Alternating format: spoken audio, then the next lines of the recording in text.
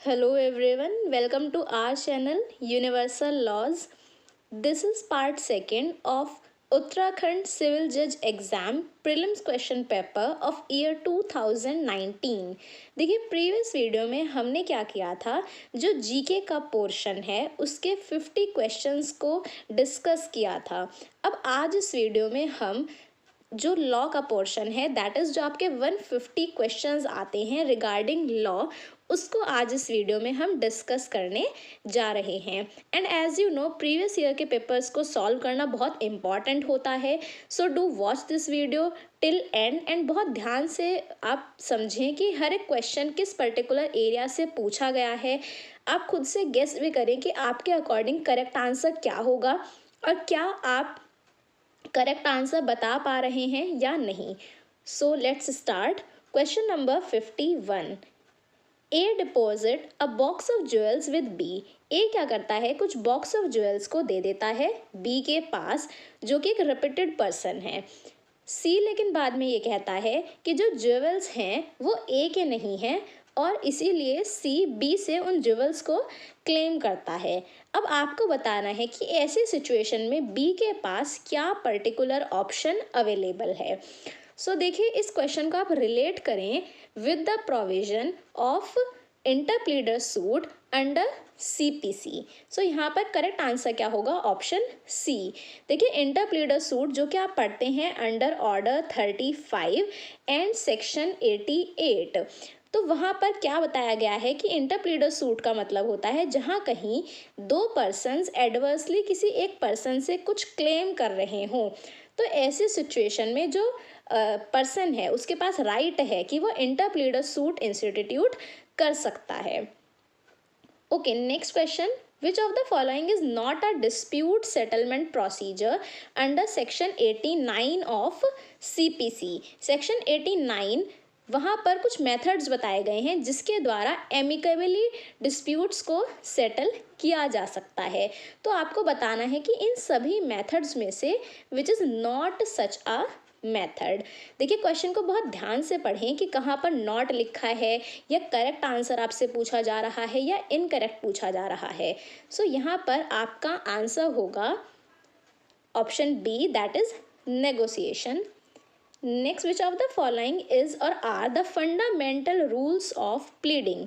Order 6 rule 2 में कुछ rules बताए गए हैं रिलेटेड टू प्लीडिंग। उन सभी में से आपको बताना है कि which of these are the rules of pleading. So देखिए ये तीनों ही that is pleadings must state the facts and not law, pleading must state the material facts only, and जो भी फैक्ट्स हैं वो कंसाइज फॉर्म में होने चाहिए। ये सभी रूल्स ऑफ प्लीडिंग हैं। नेक्स्ट कि अगर कोई भी पार्टीशन का सूट है तो उसमें किस तरह की डिक्री पास की जा सकती है? यहाँ पर आपका करेक्ट आंसर होगा ऑप्शन डी, दैट इज ऐसे सिचुएशन में प्रिलिमिनरी डिक्री भी पास की जा सकती है या फाइनल डिक्री भी पास की जा सकती है। नेक्स्ट आपको बताना है कि which of the following deals with exemption of the members of legislative bodies from arrest and detention. Legislative bodies के मेंबर्स को मीन्स एमपीज एमएलएज को एग्जेम्प्ट किया गया है फ्रॉम अरेस्ट और detention as per the provision of section 135A of CPC। Which of the following deals with stay of suit? Section 10 जब आप पढ़ते हैं दैट इज रेस सबजुडाइज, तो वो डील करता है with stay of suit. Next, which of the following deals with the service of process on pleader in CPC? देखिए कोई भी किसी भी पर्सन का जो प्लीडर है या रिकॉग्नाइज्ड एजेंट है उसको सर्विस किस तरह से की जा सकती है। तो देखिए ये बहुत इम्पॉर्टेंट कोई ऑर्डर नहीं है, स्टिल अगर आपको इतना भी पता है कि रिकॉग्नाइज्ड एजेंट्स एंड प्लीडर्स के बारे में किस पर्टिकुलर ऑर्डर में बात की गई है तो आप गेस कर सकते हैं कि ऑर्डर 3 इसका आंसर होगा। In which of the following case Supreme Court ने ये कहा कि जहाँ कहीं जो विटनेस है वो कंफ्यूज हो जाता है during the time of examination. जिस समय विटनेस का एग्जामिनेशन हो रहा है उस समय अगर उससे बार बार क्वेश्चन पूछ करके उसे कंफ्यूज किया जा रहा है, then the court could put questions to him to elicit the truth. तो कोर्ट के पास ऐसी सिचुएशन में पूरा अधिकार है कि कोर्ट ऐसे विटनेस से कुछ अन्य क्वेश्चंस पूछ सकता है ताकि जो सच है उसको सामने लाया जा सके। सो ये सभी कुछ कहा गया in the case of state of Rajasthan versus ENI। Next is, which of the following grounds is not an appropriate ground for temporary injunction? Order 39 जब आप पढ़ते हैं, that is temporary injunction and interlocutory orders, तो वहाँ पर कुछ grounds दिए गए हैं जिसके बेसिस पर टेम्पररी इंजंक्शन पास किया जा सकता है। यहाँ पर आपको बताना है कि which is not such a ground. तो यहाँ पर आपका करेक्ट आंसर होगा option C, that is the property in dispute is likely to be acquired by government। ऐसा कोई इंजंक्शन का ग्राउंड नहीं है। A situation in which a person who is either a necessary party or a proper party but has not been joined, कोई ऐसा person जो कि necessary party था या प्रॉपर पार्टी था लेकिन उसको ज्वाइन नहीं किया गया, तो ऐसी सिचुएशन में इसे क्या कहा जाएगा? So not been joined means this is non joinder. Confession of one accused is relevant against another co-accused as per the provision of section 30. Next, which of the following section of Evidence Act deals with secondary evidence? तो secondary evidence के बारे में हम पढ़ते हैं under section 63। देखिए काफ़ी questions आपसे डायरेक्ट बेयर एक्ट बेस्ड भी पूछे जाते हैं। सो डू रिमेंबर कि आपका जो फर्स्ट टारगेट है वो यही होता है कि आप सबसे पहले बेयर एक्ट के प्रोविजंस को याद रखें कि किस पर्टिकुलर सेक्शन में क्या बात कही गई है। Okay, next question is dying declaration to be admissible in evidence which of the following is not necessary. Dying declaration के लिए क्या ज़रूरी नहीं है? That it should relate to the cause of death of the person making the statement. ये ज़रूरी है कि जो पर्सन स्टेटमेंट दे रहा है अपनी डेथ से रिलेटेड वो कोई statement they.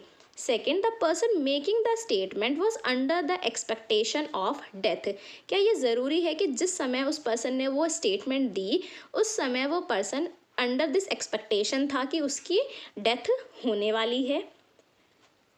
Third is that it relates to the circumstances of transactions which resulted in his death या all of these।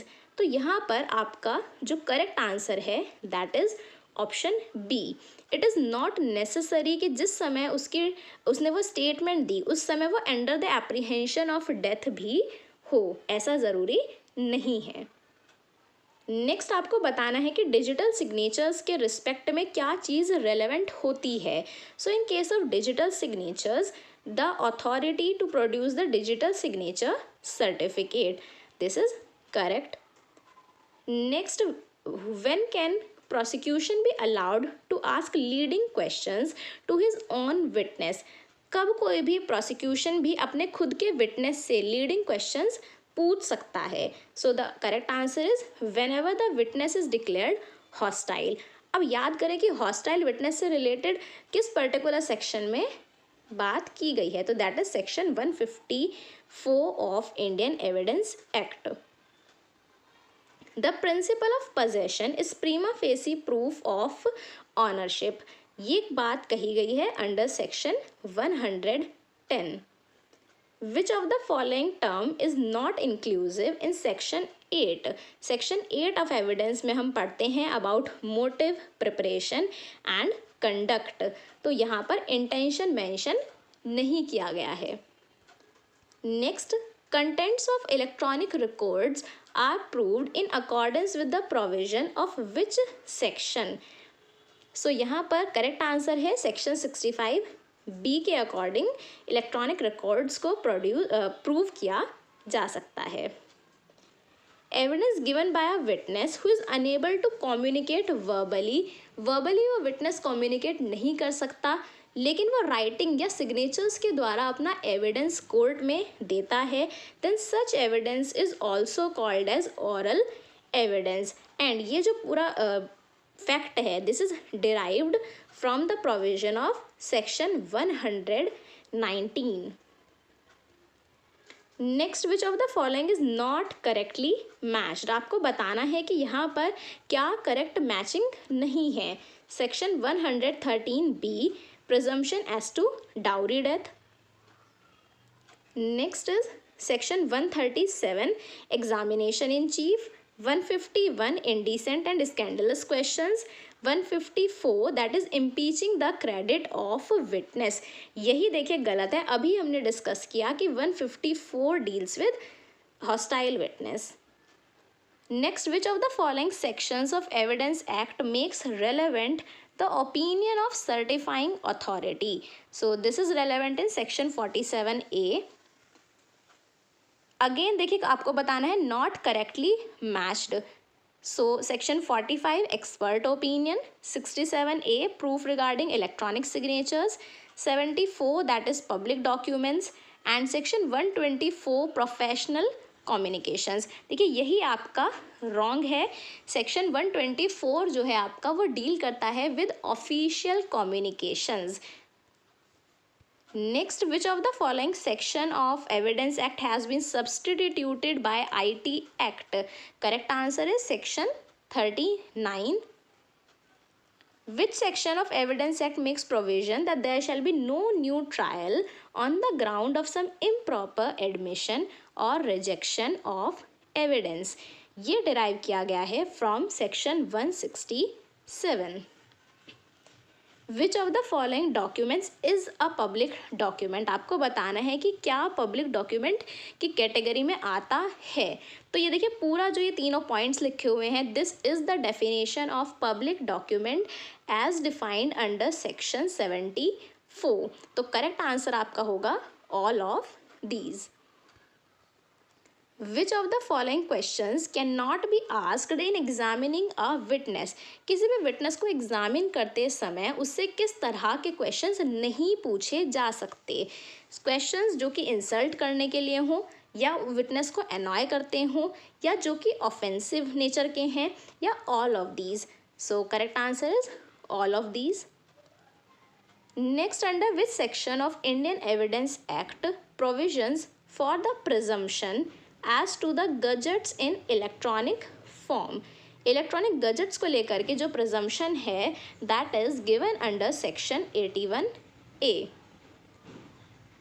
All facts except the contents of documents may be proved by oral evidence. ये देखिए जो पूरा statement है ये आप पढ़ेंगे under section 59। जब आप पढ़ते हैं तो वहाँ पर सेम यही स्टेटमेंट लिखा हुआ है।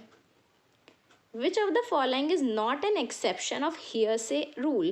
देखिए रूल ऑफ hearsay एविडेंस आप पढ़ते हैं which is related with section 60 of evidence act. वहीं पर कुछ एक्सेप्शंस आप पढ़ते हैं रिगार्डिंग hearsay, तो आपको बताना है कि इन सभी में से which is not the exception.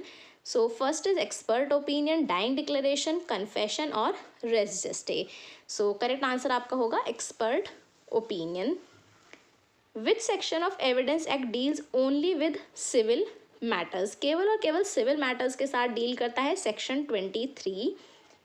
Section 115 का आपको बताना है लीडिंग केस। जो सेक्शन 115 हम पढ़ते हैं दैट इज एस्टॉपल का जो सिद्धांत है उससे रिलेटेड आपको बताना है the leading case, and that was the case of Pickard versus Sears. Under which of the following sections a जज इज एम्पावर्ड कि वो विटनेस से कोई भी क्वेश्चंस पूछ सकते हैं whether relevant whether irrelevant? So the correct answer is section 165। In which of the following sections to form a part of same transaction, that is related with section 6? In the case of triple talaq आपको बताना है कि who delivered the dissenting judgment, यानी कि जो minority judgement है वो किस पर्टिकुलर जज के द्वारा डिलीवर किया गया। सो the correct answer is justice Khehar Singh. Under the Waqf Act of 1995, the power of tribunal to determine the disputes is given in which section? So इसका correct answer होगा section 7 is your correct answer. Under the dissolution of Muslim marriage act of 1939 जो option of puberty है वो किसके पास available है? सो देखिए, जब आप dissolution of Muslim marriage act पढ़ते हैं तो वहाँ पर ग्राउंड्स अवेलेबल हैं on the basis of which wife is empowered कि वो अपने हस्बैंड को डाइवोर्स दे सकती हैं. So as per this section, the right of puberty, the option of puberty is available only to the wife. Which of the following is not a recognized branch of Sunni school? देखिए, जब आप Sunni and शिया दो main schools पढ़ते हैं, वहाँ पर सब schools भी हैं. ये इस तरह के सभी वीडियोस हमारे चैनल पर भी अवेलेबल हैं, जहाँ पर हमने मुस्लिम लॉ से रिलेटेड स्कूल्स और इम्पॉर्टेंट कॉन्सेप्ट्स को डिस्कस किया है. आप चाहें तो वो वीडियोस डिस्क्रिप्शन बॉक्स से चेकआउट कर सकते हैं. So back to the question, Sunni school जब आप पढ़ते हैं तो वहाँ पर सब स्कूल्स भी हैं. उन सब स्कूल्स में से which is not a part of Sunni. So Ithna Ashariya जो है that is a part of Shia school. Which of the following is not correct related to waqf. Waqf के बारे में क्या बात सही नहीं लिखी हुई? So the wakif has a right to alter the waqf. This is a wrong statement because एक बार यदि वक्फ कर दी जाती है then it becomes irrevocable in nature. Next, Govind Dayal versus Inayatullah, ये जो केस है ये किस चीज़ से रिलेटेड है? So that is related with preemption. jurisdiction of the family courts apply to which of the following communities? So jurisdiction of family court सभी पर apply होता है. Correct answer is option D. Dissolution of Muslim marriage act के according मुस्लिम marriage को dissolve किया जा सकता है. अभी देखिए, हमने डिस्कस किया कि dissolution of Muslim marriage act women को अधिकार देता है. मींस यहाँ पर वाइफ के पास ये राइट है कि वो पिटीशन फाइल करेंगी in the court in order to divorce her husband. Mutta marriage is permitted only and only in the Ithna Ashariya branch of Shia school. Next question, which of the following sections of Evidence Act has been amended by the amendment of 2018? देखिए, कोई भी amendment जब होता है बहुत important हो जाता है एग्जाम पर्सपेक्टिव से. सो 2018 का जो अमेंडमेंट है उससे कौन कौन से सेक्शंस में कुछ अमेंडमेंट्स किए गए? सो यहाँ पर आपका करेक्ट आंसर होगा section 53A and section 146. So your correct answer will be option C, that is only 1 and 3 are correct. Next question, Muslim law does not apply to which of the followings? Muslim law does not apply to the agricultural land and its succession. Hindu marriage act के according अगर किसी भी decree के against आपको appeal करनी है तो appeal का कितना टाइम पीरियड दिया गया है? 90 days. Next question, Dastane versus Dastane जो ये केस है this is the case related to cruelty. Which of the following is not a ground of judicial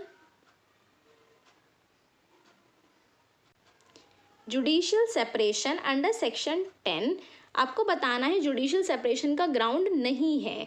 so the correct answer is missing of less than 7 years. ऐसा कोई हमें judicial separation का ground देखने को नहीं मिलता. Next, no petition of divorce can be presented within 1 year of marriage. ये जो प्रॉपर स्टेटमेंट है that is derived from section 14. Right of a child in womb is given under which provision of Hindu Succession Act?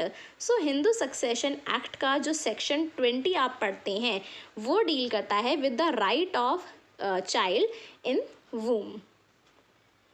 Next आपको बताना है which of the following is not the heir of class 2. देखिए, ये थोड़ा difficult question आप कह सकते हैं बिकॉज क्लास 1 और क्लास 2 के जब एयर्स आप देखते हैं तो वहाँ पर बहुत बड़ी बड़ी लिस्ट दी गई हैं. तो आपको ध्यान रखना है आपने लेकिन अगर उन लिस्ट को 4-5 बार पढ़ा तो आपको एक आइडिया हो जाएगा कि किस लिस्ट में किनका जो है किनको इंक्लूड किया गया है। सो यहाँ पर आपका आंसर होगा brother and sister by uterine blood. No person shall be entitled to dispose of और deal with the property by the reason of fact that he is only a de facto guardian. So Hindu minority in guardianship act का section 11 जब आप पढ़ते हैं तो वहाँ पर ये बात बताई गई है कि जो डी फैक्टो गार्जियन है उनके पास ये अधिकार नहीं है कि वो माइनर की प्रॉपर्टी के साथ किसी भी तरह से डील करें। Adoption is to be proved as a fact and burden is on the person who assert कि मुझे अडॉप्ट किया गया है या मैंने किसी पर्सन को अडॉप्ट किया है। So this is derived from Kishori Lal versus Chalti Bai. According to Sunni law inheritance की जब हम बात करते हैं तो फादर की जो प्रॉपर्टी है उसमें सन का कितना शेयर डिसाइड किया गया है। So the correct answer is there is no specific share. Under which section of Hindu Marriage Act provision is made for permanent alimony and maintenance? यहाँ पर आपका करेक्ट आंसर होगा सेक्शन 25। 24 को भी साथ में याद रखें जहाँ पर बात की गई है about maintenance pendente lite. Who is the natural guardian of a married girl? देखिए मैरिज के बाद जो नेचुरल गार्जियन है that is your husband. Which of the following sections of Hindu Marriage Act deals with voidable marriage? Voidable marriage के बारे में हम पढ़ते हैं under section 12। Next question, Tagore versus Tagore जो ये केस है ये किस पर्टिकुलर मैटर के साथ डील करता है? So it deals with a Hindu cannot dispose of his property by gift in the favour of an unborn child. Which of the following section of CRPC deals with evidence for defense? Correct answer is section 243. Power of the court to convert summons cases. Court के पास power है कि court summons case को convert कर सकता है into warrant case as per the provision of section 259. Claims as to the attachment of property. देखिए जब आप प्रॉपर प्रोसीजर पढ़ते हैं under section 83 regarding the attachment of property, अब किसी पर्सन की प्रॉपर्टी अटैच हो जाने के बाद अगर कोई अन्य व्यक्ति है जो कि कह रहा है कि उसका भी कोई क्लेम है, उसको कोई ऑब्जेक्शंस रेज करने हैं रिगार्डिंग सच अटैचमेंट, तो वो person as per the provision of section 84 अपने क्लेम्स एंड ऑब्जेक्शंस रेज कर सकता है। सेक्शन 144 ऑफ सीआरपीसी के अंदर जो ऑर्डर पास किया जाता है वो कितने टाइम पीरियड के लिए वैलिड रहेगा? So that is 2 months। Power to postpone the execution of death sentence. Death sentence को पोस्टपोन करने की पावर है हाई कोर्ट के पास। An accused shall be a competent witness in his own favour as per the provision of section 315। Second schedule of CrPC. देखिए CrPC का जो second schedule है वहाँ पर आपको काफ़ी सारे फॉर्म्स देखने को मिलते हैं। तो आपसे पूछा जा रहा है कि चार्ज से रिलेटेड किस पर्टिकुलर फॉर्म में बात की गई है। So that is form 32। Section 97 of CrPC, who is competent to issue a search warrant. पहले 97 को आप ध्यान से याद रखें कि section 97 of CrPC is related with the writ of habeas corpus. कई बार इस तरह से भी क्वेश्चन पूछा जाता है कि सीआरपीसी में हैबियस कॉर्पस से रिलेटेड किस पर्टिकुलर सेक्शन में बात की गई है। सो यहाँ पर आपको लेकिन क्वेश्चन में बताना है कि who is competent to issue search warrant. So DM, SDM and magistrate first class, they all are empowered and session court is not empowered. Okay देखिए क्वेश्चन में आपसे पूछा गया था हु इज़ नॉट कॉम्पिटेंट। सो बहुत ध्यान से क्वेश्चन पढ़ें कि नॉट पूछा जा रहा है या करेक्ट पूछा जा रहा है।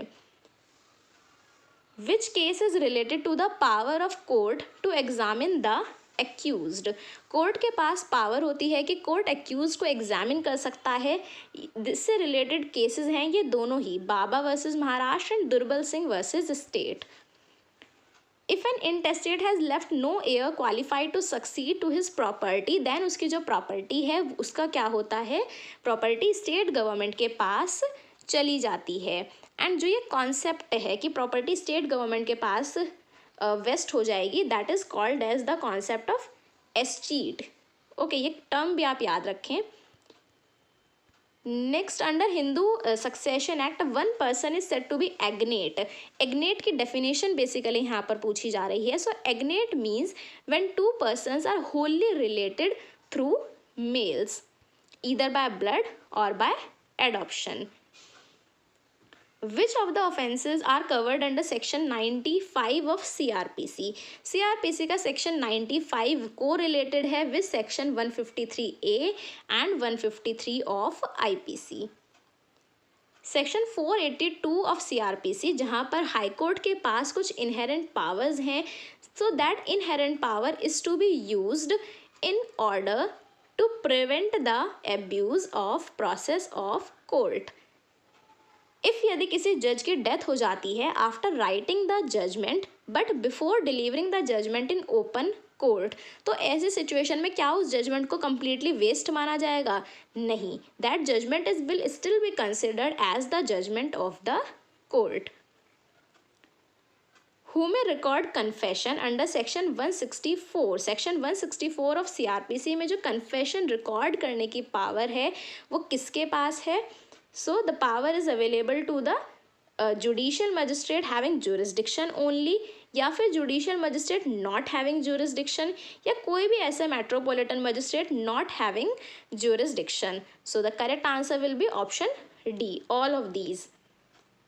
In which of the following case ये कहा गया कि the function of police and judiciary are complementary to each other? ऐसा कहा गया in the case of King Emperor versus Nazir Ahmad. Again आपको बताना है नॉट करेक्टली मैच्ड। सो यहाँ पर सेक्शन 167 ये करेक्टली मैच्ड नहीं है। विक्टिम कंपनसेशन स्कीम के बारे में CRPC में हम पढ़ते हैं under section 357A। Name of the victim of sexual offence shall not be mentioned. ये particular matter is related to the case of Shri Ramakrishna versus State of UP. A magistrate who is empowered under section 190 of CRPC may order police to investigate a particular cognizable offence as per section 156 subsection 3. Next question, discharge of the accused before the trial has been provided. Even before the start of trial किसी accused को discharge किया जा सकता है as per the provision of which sections? So यहाँ पर आपका correct answer होगा section 227 and 239. So 1 and 2 are correct.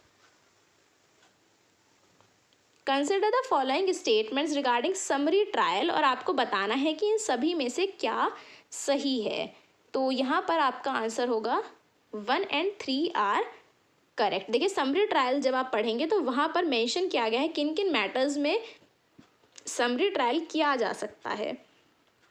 Section 41B किस पर्टिकुलर ईयर से इंसर्ट किया गया? सो that is 2008। No court shall take cognizance of an offence after the expiry of period of limitation under section 468. Section 468 of CRPC limitation period बताता है and उस limitation period के according क्या बात सही नहीं है ये आपको बताना है। सो वहाँ पर देखिए कहीं भी इकोनॉमिक ऑफेंस के बारे में बात नहीं की गई। So this is a wrong statement.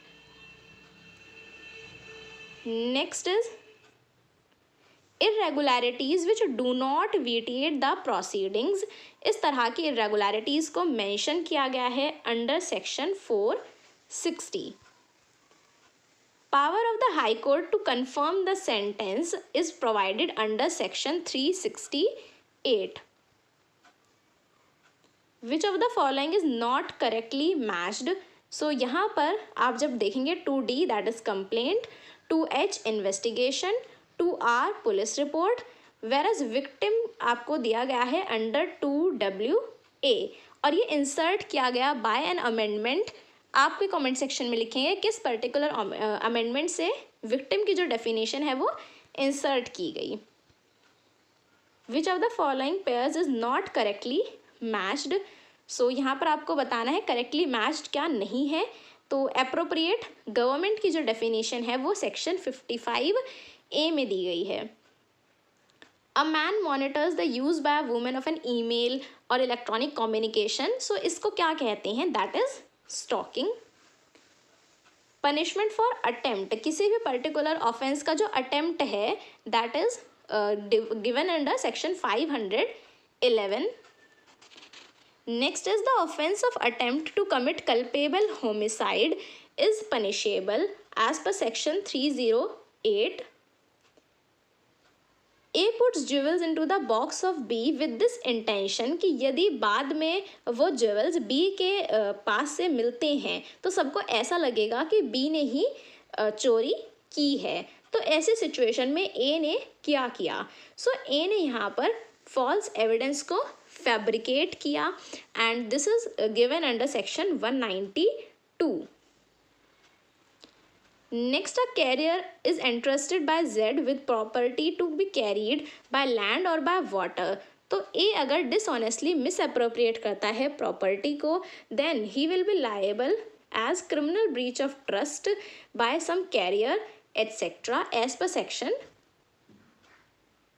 408.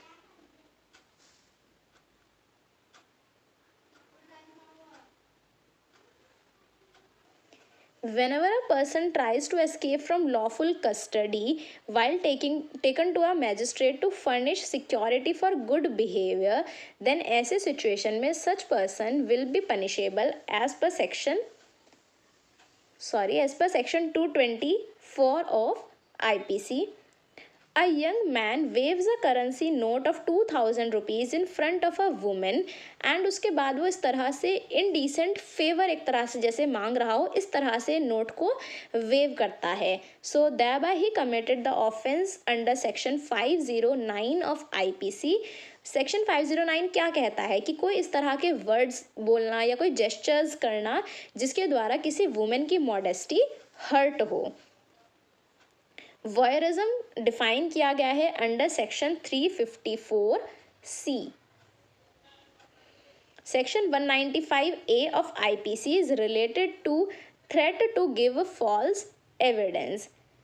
2 और मोर पर्सन्स अगर किसी पब्लिक प्लेस पर दे फाइट एंड उसके बाद वो ब्रीच ऑफ पीस करते हैं so they are committing the offence of एफ्रे।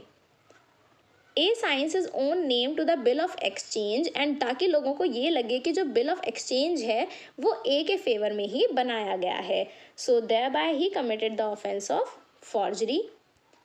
President's resignation shall be given to the vice president. Which one of the following is not an essential element for section 326A of IPC that is related to acid attack? तो वहाँ पर only body pain is not an essential element. A causes the cattle to enter upon the field belonging to Z, intending कि Z की जो crop है वो destroy हो जाए. So thereby he committed the offense of mischief. Right to private defense is available to all persons irrespective वो उनकी gender, age सब चीज़ों को हटा करके उनका केवल जो राइट ऑफ प्राइवेट डिफेंस है वो हर किसी के पास होता है। But this right of private defence is not available क्योंकि यहाँ पर लिखा है एक्सेप्ट कि यानी किसके पास ये right of private defence available नहीं है। So correct answer is aggressors. Aggressor से देखिए यहाँ पर मतलब है कि अगर कोई पर्सन खुद से इस तरह की सिचुएशन क्रिएट करता है जिसकी वजह से उसके अगेंस्ट किसी तरह का फोर्स यूज़ किया जाए then such person cannot have the right of private defense. IPC में देखिए मिनिमम पनिशमेंट कितनी प्रिस्क्राइब की गई है 24 hours. The word illegal is defined in IPC means illegal का क्या मतलब है। So illegal means offense अगर कोई भी है या कुछ ऐसा जो prohibited by law है या which furnishes a ground for civil action. Next question, a private doctor running his own clinic अगर वो रिफ्यूज़ कर देता है to give treatment to a victim of acid attack then he will be liable under 166B. whoever by force compels और by deceitful means induce करता है किसी भी पर्सन को कि वो पर्सन एक जगह से दूसरे जगह इधर उधर जाए, then he commit the offense of abduction. Dishonest misappropriation of property of the deceased person is defined under 404. Section 497 of IPC that is adultery. Adultery को से रिलेटेड आपको बताना है लेटेस्ट केस लॉ कौन सा है, that is Joseph shine versus union of India, जिसमें कि इसको स्ट्रक डाउन किया गया. विच of the following is not the essential ingredient of section 34. Section 34 that deals with common intention. आपको बताना है उसके लिए क्या एसेंशियल इंग्रेडिएंट नहीं है. सो देखिए अभी हमने देखा कि कॉमन इंटेंशन, जबकि यहाँ पर लिखा है similar intention. The principle of section 17 of TPA, उससे related most important case law आता है that is Thellusson versus Woodruff. And कई बार सेक्शन 17 को थेल्यूजन वुडरूफ रूल्स के नाम से भी हम पढ़ते हैं. A transfers the property to B in a trust for C. And also A क्या कहता है बी को कि मैं तुम्हें प्रॉपर्टी दे तो रहा हूँ, तुम क्या करना, जैसे ही सी 25 ईयर्स ऑफ एज का हो जाए वैसे ही ये प्रॉपर्टी सी को दे देना. तो ऐसे सिचुएशन में ए ने क्या किया, जो सी के लिए इंटरेस्ट क्रिएट किया गया है that will be a vested interest. Next is the object of the principle of lis pendens. Lis pendens जो कि आप पढ़ते हैं under section 52 of TPA. So lis pendens का जो मेन ऑब्जेक्ट है वो क्या है. So these all are the objects of that concept. Which of the following is not a constructive notice. देखिए जब किसी पर्सन को किसी बात की डेफिनेटिव नॉलेज है then it is a direct notice and not an constructive notice. A lessee is not entitled to the right of marshalling. Which of the following sections? Section 56 deal करता है with marshalling. Which one of the following sections provide the statutory duties of mortgagee in the possession? So the duties of mortgagee are provided under section 76. Which among the following cannot sell and purchase of actionable claim? इन सभी में से कौन जो है वो actionable claim का sale और purchase नहीं कर सकता. So these all are prohibited. Section 499 of IPC जहाँ पर हम डिफेमेशन पढ़ते हैं और डिफेमेशन की वहीं पर 10 एक्सेप्शंस भी हम पढ़ते हैं. तो आपको बताना है कि उन एक्सेप्शंस में से क्या एक एक्सेप्शन नहीं है. सो मैलिशियस स्टेटमेंट जैसा कोई एक्सेप्शन वहाँ हमें देखने को नहीं मिलता. Which of the following is not a theory of attempt under section 511. जब हम कॉन्सेप्ट पढ़ते हैं regarding attempt and final commission and preparation तो वहाँ पर आपका कोई पर्टिकुलर कुछ हम थ्योरीज पढ़ते हैं, लेकिन डुरहम रूल जैसी कोई भी थ्योरी अटेम्प्ट से रिलेटेड नहीं है. इन केस ऑफ गिफ्ट यदि जो डोनर है उसकी डेथ हो जाती है before the acceptance of gift, ऐसे सिचुएशन में गिफ्ट वॉइड हो जाता है. Within the meaning of section 100 of TPA a charge is. तो चार्ज का क्या मीनिंग है. So charge means option C is your correct answer कि charge does not require to be attested and proved in the same way as a mortgage.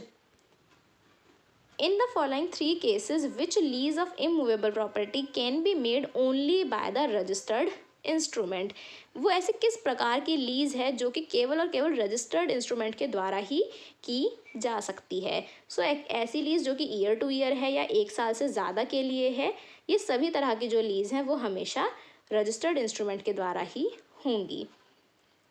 The provisions related to transfer of actionable claim section 130 deal करता है इससे. In which one of the following cases it was held that surrender by the tenant is not transfer. ये कहा गया in the case of Makhan Lal Saha versus NN Adhikari. Next question.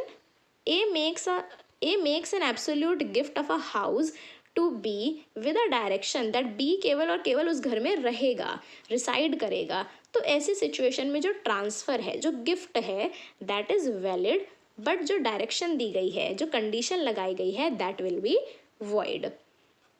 Rule of double possibility is related with the case of Bitney versus Michel.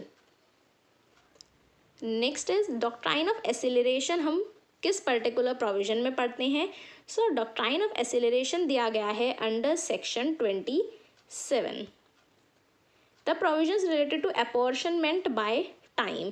देखिए दो हम sections पढ़ते हैं, apportionment by time and apportionment by estate. So apportionment by time दिया गया है under section 36. A co-owner of immovable property under the Transfer of Property Act may make a valid transfer of property. Right of redemption can be exercised. Redemption का जो अधिकार है वो कब कब एक्सरसाइज किया जा सकता है. So all of these are correct. क्या आप रेगुलर सूट के द्वारा कर सकते हैं? Okay. Exchange under TPA is equal to, जो एक्सचेंज का कॉन्सेप्ट है under transfer of property act, वो किसके जैसा लगता है? देखिए under related to which particular case. So the correct answer is Knox versus Rice. A lease can be determined by, lease को डिटरमिन किया जा सकता है bye all of these methods. And determination of lease आप कहाँ पढ़ते हैं? Under section 111.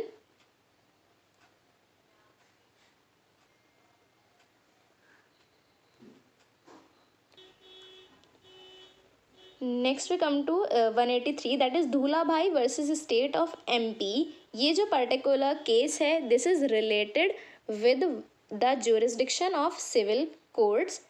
184, which of the following judgments of Supreme Court deal with the applicability of res judicata in writ petitions? The most famous case of Daryao versus state of MP. Next is the object of oral examination under order 10 rule 2 में जो oral examination होता है उसका main object है to elucidate the matter in controversy. Which of the following remedies may be sought against ex parte decree? Ex parte decree के against किसी भी person के पास क्या रेमेडीज होती हैं? ऑर्डर 9 रूल 13 एंड अपील भी आप कर सकते हैं. Okay.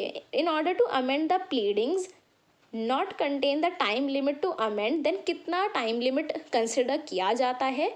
So that is 14 days as per the provision of order 6 rule 18. जब आप पढ़ते हैं तो वहाँ पर आप ये प्रोविजन देखते हैं regarding 14 days.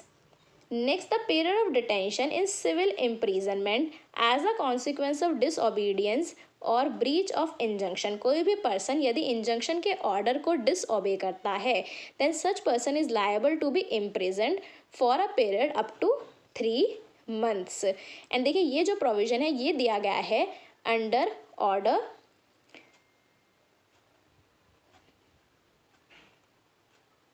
under rule 2A of order 39. Okay. Order 39 जब आप पढ़ते हैं regarding temporary injunction and interlocutory orders, वहाँ पर जो रूल 2A है that deals with this consequence of disobedience. Feeding the grant by estoppel, this is related with section 43. He who seeks equity must also do equity. ये जो maxim है, ये जो principle है that is related with section 51 of TPA. Section 89 of CPC deal करता है with the settlement of disputes. Judgment का क्या मतलब है? Judgment means the statement given by जजेस of the grounds of the decree और ऑर्डर. एंड जजमेंट को define किया गया है under section 2 clause 9. Next, under which of the following provisions a plaint is rejected on the ground of cause of action? So that is order 7 rule 11 का जो first point है that is A. Which of the following statement is not true related to the powers of appellate court? appellate court की powers से related क्या बात यहाँ पर सही नहीं है?